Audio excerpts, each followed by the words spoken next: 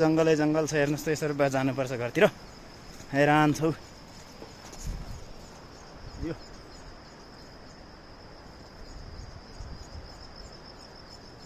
छो छो छो छो मान्छे नहिँड्दा रहेछन् के हो यस्तो बाटै छैन त यस्तो आमा आज त शरीर भिजाउने भयो यार पुरा जुत्ता पनि खतम बनाएर भयो छालाको जुत्ता हट तेरे अब के गर्ने हो छु छु छु छु बाटो घाँसै घाँस छ यस्तो छ शरीर भिजेर हेर्नुहोस् त छु छु छु छु बाटो पनि छैन सर्प हुन सक्छ यहाँ नेटले पनि काम गरेको छैन बल्ल बल्ल टावर आएछ मोबाइलहरुमा स्विच अफ छ